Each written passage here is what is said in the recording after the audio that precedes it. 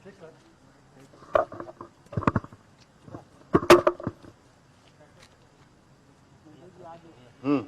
के कोयला मंत्री के साथ आपकी लंबी बैठक हुई है। उन्होंने बाहर आकर बहुत सारी चीजें ऐसे कही जिसमें वो आप सहमत हैं। आप कितना सहमत हुए हैं उनकी बातों से? देखिए, आज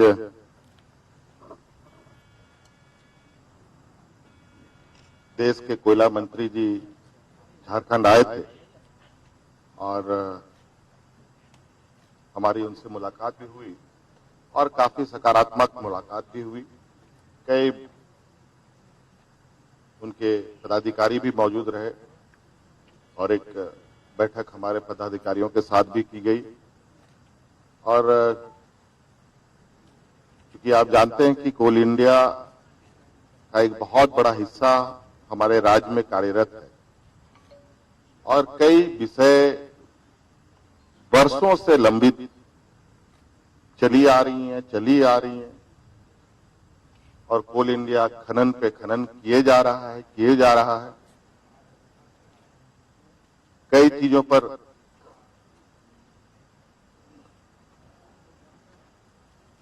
चर्चाएं वार्ताएं होती रहीं, लेकिन कोई फलाफल नहीं निकलता था।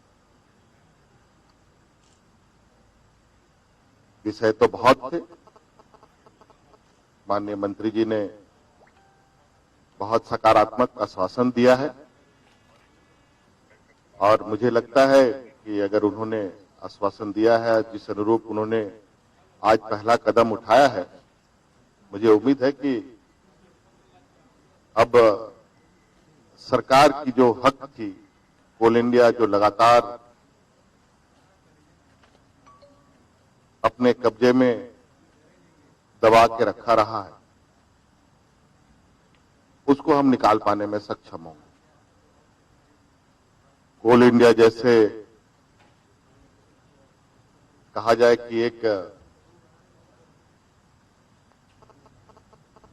जायंट रूपी जबड़े से आज राज्य सरकार ने अपने हिस्से का एक टुकड़ा निकालने में प्रयास रही और उस हिस्से के रूप में आज 250 करोड़ राज्य सरकार को प्राप्त हुआ।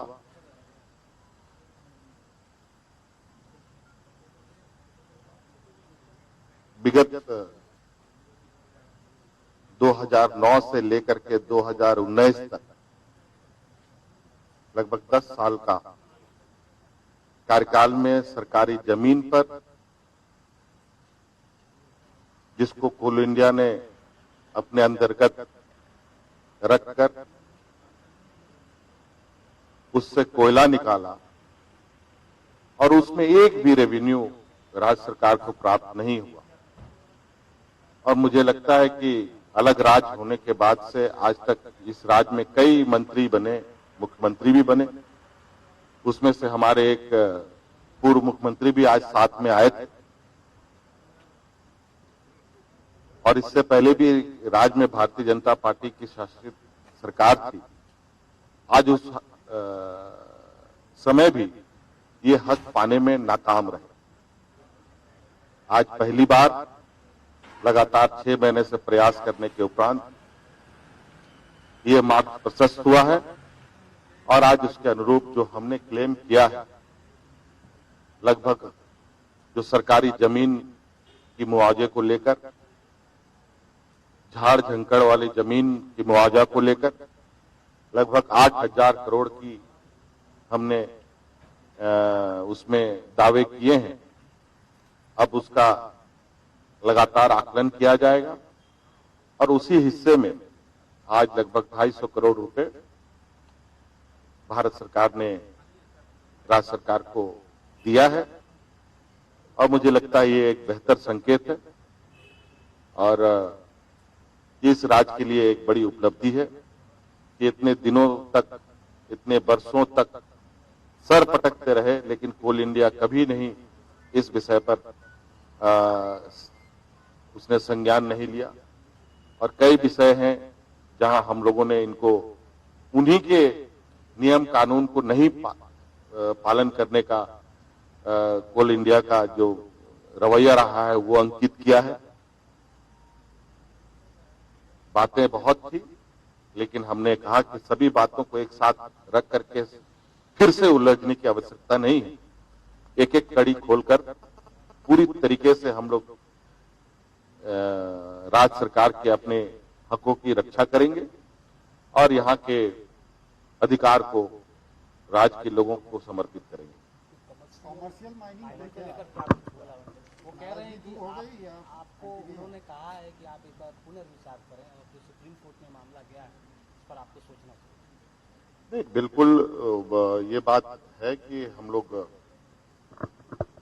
इस विषय को लेकर सुप्रीम कोर्ट गए और हमारी जाने की जो मजबूरी है वो भी उनको बताया गया और उन्होंने भी ये बात मानी कि नहीं, कुछ संवाद में कमी रही है जिसकी वजह से ये स्थिति उत्पन्न हुई है।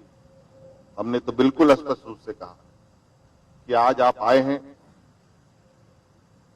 एक सकारात्मक सोच के साथ और राज्य सरकार भी सकारात्मक सोच के साथ हमेशा आगे चलते रही है और चलेगी भी। ये सरकार बिल्कुल राज्य के लोगों को, राज्य की नीतियों को कैसे सामंजस्य बनाया जाए, कैसे राज्य के विकास हो, इन सभी चीजों पर काफी संवेदनशील है। और शायद कॉल ऑप्शन से पहले अगर ऐसी हमारी वार्ता हुई होती तो शायद हमारा कुछ और आज के दिन में स्टैंड होता, मुझे ये लगता है। और उन्होंने इस बात के लिए मुझे कहा है कि कॉल ऑप्शन के विषय पर आप विचार करें और निश्चित रूप से आज इस खनिज संपदा को जो पूर्व के अनुभव के रूप में कहा जा सकता है, वरदान नहीं बल्कि एक अभिशाप का चेहरा हमेशा से दिखता रहा है और उस अभिशाप को हम एक वरदान के रूप में बनाने का प्रयास कर रहे हैं और उसी चीजों पर हमारा पूरा महकमा चिंतन मंथन पर है। और खनिज संपदा इस राज्य का एक ऐसा संसाधन है, अगर हम इसका सही तरीके से केंद्र और राज्य के सामंजस्य के साथ राज्य के लोगों को, यहाँ के रैयतों को, यहाँ के किसानों को, यहाँ के पर्यावरण को, यहाँ के जंगलों को ध्यान में रख करके आगे बढ़ें तो इस राज्य का सर्वांगीण विकास निश्चित रूप से किया जा सकता है। हमारी इस विषय पर लगातार अपने पदाधिकारियों के साथ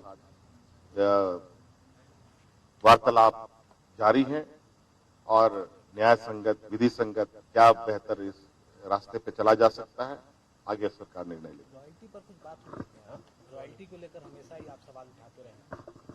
हमने तो कहा है कि एक रॉयल्टी जो जमीन, सरकारी जमीन को लेकर के आज तक कोल इंडिया ने कभी भी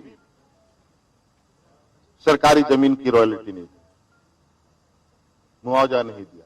आज पहली बार माइनिंग के नेशनलाइजेशन के बाद मुझे लगता है कोल इंडिया ने पहली बार झारखंड सरकार को पैसे देने प्रारंभ किए।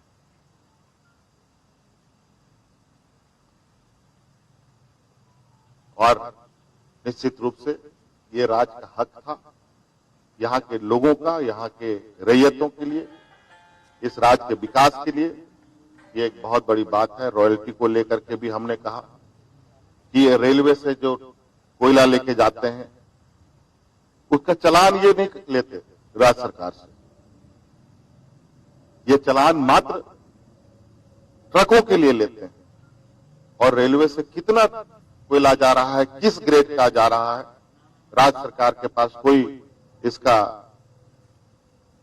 आंकड़ा नहीं होता था और नतीजा बड़े पैमाने पर राज्य सरकार को रॉयल्टी का हानि होता था। हमने उसकी मांग रखी। राज्य सरकार के अंदर जो डिजिटल पोर्टल है, इस संदर्भ में उसको रेलवे के डिजिटल पोर्टल के साथ सिंक्रोनाइज करने की हमने मांग रखी है कि रेलवे से इस राज्य से कोयला कितने पैमाने पर, किस ग्रेड का कितना जाता है, ताकि उसका हमको सही दाम मिल सके और राज्य के खजाने को भरा जा सके। ये चीजें हमारे आयरन ओर के क्षेत्र में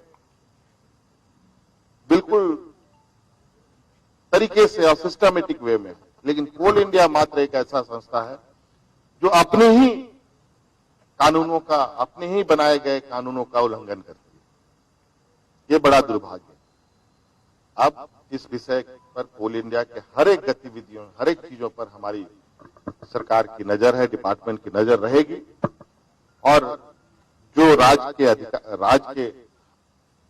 का हक है वो हर हाल में राज्य सरकार उसको लेने का अधिकार रखती है। हर दिन चर्चा हो रही है, ये होने वाला है, ये होने वाला है, मुख्यमंत्री जी को सारे हमारी नजर है, बिल्कुल आप अस्वस्थ रहें। हम सभी चीजों पर, सभी गतिविधियों पर नजर है। अभी हम लोग 2-3 दिनों के अंदर लाखों टेस्ट करने की हम लोगों ने एक लक्ष्य तय किया है। संबंधित विभाग इस विषय पर बड़ी तेजी से काम कर रही है। एक हम लोग आकलन करने का एक फॉर्मूला विभाग ने तय किया है। उसके अनुरूप राज्य में कोरोना का गतिविधि किस तरीके से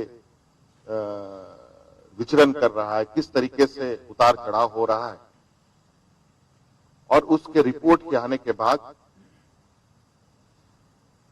समुचित निर्णय हम लोग लेंगे। वैसे केंद्र सरकार के गाइडलाइन के अनुरूप अभी का जो लॉकडाउन की स्थिति है वो 31 तारीख तक का ही हमारे पास हम लोगों ने उसका ऑर्डर जारी किया था।